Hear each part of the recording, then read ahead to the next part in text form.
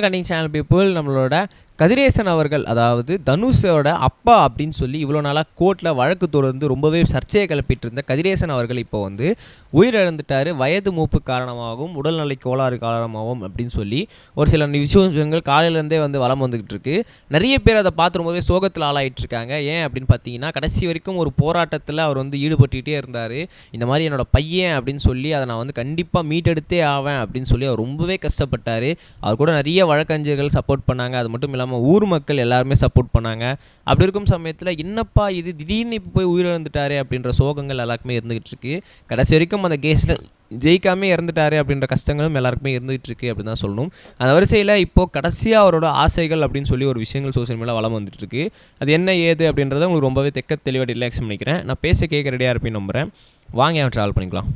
முதல்ல ஒரு மிக முக்கியமான விஷயம் என்ன அப்படின்னு பார்த்தீங்கன்னா நம்மளோட தனுஷ் சாரோட அப்பா அப்படின்னு சொல்லி கிளைம் பண்ணுறவர் தான் நம்மளோட கதிரேசன் அவர்கள். அந்த ஃபேமிலி அவங்க என்ன பண்ணிட்டு இருக்காங்க அப்படின்னு பார்த்தீங்கன்னா சின்ன வயசில் தனுஷ் சார் வந்து அவங்க வீட்டிலேருந்து ஓடி போயிட்டதாகவும் அதுக்கப்புறம் வந்து வேற ஒருத்தவங்க அவரை எடுத்து வளர்க்குறதாகவும் இப்போ தான் அதை கண்டுபிடிச்சேன் அப்படின்றதாகவும் சொல்லிட்டு இருந்திருக்கிறாங்க. சரி, ஓகே. இப்போ கடைசியாக என்ன ஆசை அப்படின்னு கேட்டிங்கன்னா அவருக்கு வந்து ரொம்ப நாளாகவே வந்து இந்த கேஸ் போயிட்டு இருக்கிறதுனால ஊர் மக்கள் எல்லாருமே ஒத்துக்கிட்டாங்க, ஆமாம் தனுஷ் சார் தான் அவங்க அப்பா அப்படின்னு சொல்லி.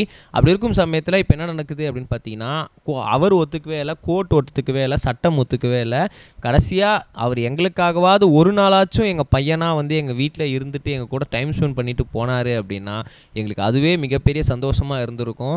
அவர் கடைசி வரைக்கும் வந்து ஒத்துக்கவே வேணாம், ஆனால் எங்களோட ஆசைக்காகவாச்சும் ஒரு நாள் எங்கள் கூட இருந்து தங்கி எங்கள் வீட்டில் பழைய மாதிரி அவர் வந்து ஜாலியாக விளையாடிட்டு எங்கள் ஊர் மக்கள்கிட்டலாம் பேசிட்டு இந்த விஷயங்கள்லாம் அவர் பண்ணிட்டு போயிருந்தார் அப்படின்னா எங்களுக்கு அதுவே ரொம்பவே சந்தோஷமாக இருந்திருக்கும். பட் இருந்தாலும் கூட அவர் அந்தமாரி கடைசி வரைக்கும் பண்ணவும் இல்லை, அதை அவர் ஒத்துக்கவும் இல்லை. எங்களுக்கு கடைசி வரைக்கும் அந்த ஏக்கத்திலே நாங்கள் இருந்துட்டு இருந்துருக்குறோம் அப்படின்னு சொல்லி அவங்க ஒய்ஃப் கிட்ட அவர் அடிக்கடி சொல்லிகிட்டே இருந்திருப்பாராம். அவங்க ஒய்ஃப் இவர் ரெண்டு பேருமே பேசிக்கிறதே என்ன அப்படின்னு பார்த்தீங்கன்னா கோர்ட்டில் கண்டிப்பாக கேஸ் ஜெயிக்காது.